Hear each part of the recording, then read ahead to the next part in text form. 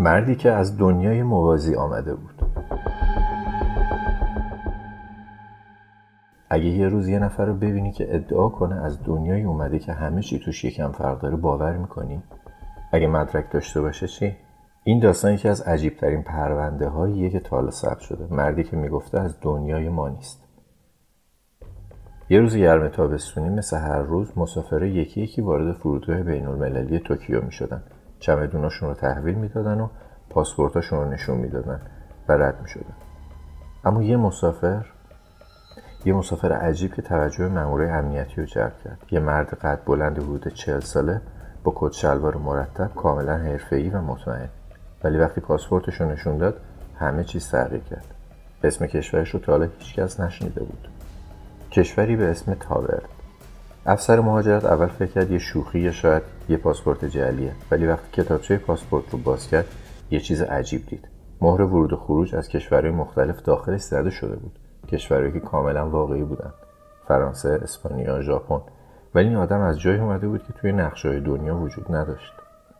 مامورای امنیتی مرد رو به اتاق خصوصی بردن و ازش خواستن توضیح بده که اهل کجاست.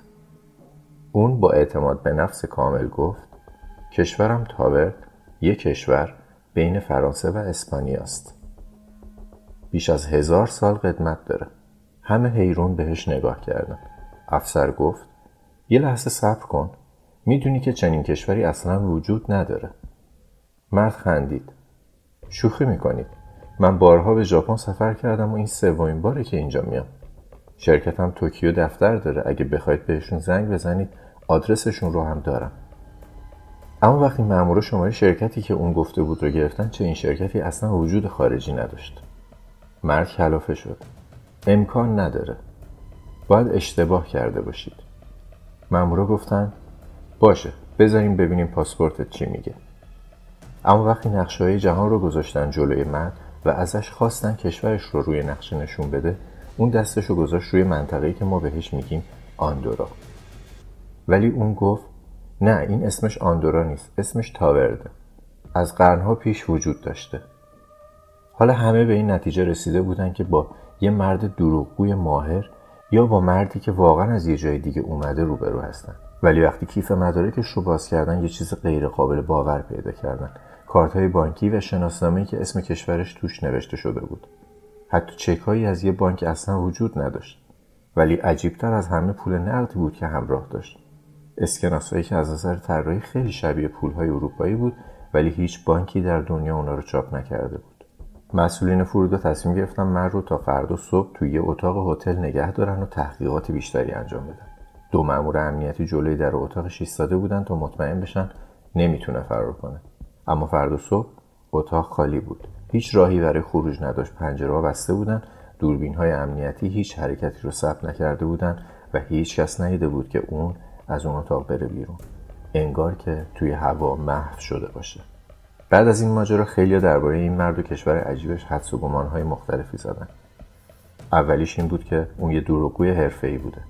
بعضی‌ها گفتن که شاید این یه کلاهبردار بوده و قصد داشته با مدارک جعلی وارد ژاپن بشه، ولی اگر اینطور بود چطور تونسته بود توی گذرنامه‌اش مهرهای رسمی کشورهای دیگر رو داشته باشه؟ دومین مورد اختلال حافظه و جنون بود. بعضی‌ها گفتن شاید دچار یه بیماری ذهنی بوده و توهم زده که از یه کشور خیالی اومده. اما تمام مدارک و جزئیاتی که میدونست خیلی دقیق‌تر از چیزی بود که یه فرد با اختلال ذهنی بتونه بسازه. و سومین مورد تجربه از دنیای موازی. این فرضیه از همه عجیب‌تر بود. اگه این مرد از یه بعد دیگه اومده باشه چی؟ یه دنیای موازی که در اون تاریخ کمی فرق داره. یه جایی که توش تاورد وجود داره و ما هیچ اطلاعی ازش نداریم. بعد از ناپدید شدن این مرد دیگه هیچ خبری ازش نشد، اما چند سال بعد هم یه اتفاق عجیب افتاد. توی فرودگاه دیگه، توی کشور دیگه. مردی تقریبا با همون ویژگی‌ها با یه پاسپورت از یه کشور ناشناخته دیگه دیده شد. این بار اسم کشورش چیز دیگه‌ای بود و یه کشوری که باز هم روی هیچ نقشه‌ای وجود نداشت. آیا این هم تصادف بوده یا اینکه افرادی در دنیاهای موازی گاهی اشتباهی وارد دنیای ما میشن؟ نظر شما چیه؟ آیا این مرد کلاهبردار بوده یا مسافر از یه دنیای دیگه؟ چطور ممکنه کسی با پاسپورت یک کشور ناموجود به راحتی مهر ورود از کشورهای مختلف رو داشته باشه؟ آیا امکان داره ما هم یه روز اشتباه وارد یک جهان دیگه ای بشیم؟ اگر دوست دارید داستان‌های بیشتری از این دست بشنوید حتما این ویدیو رو لایک کنید و سابسکرایب یادتون نره و یادتون باشه شاید همین الان یه نفر از یه جهان دیگه کنار شما ایستاده باشه و شما هیچ وقت متوجه نشید.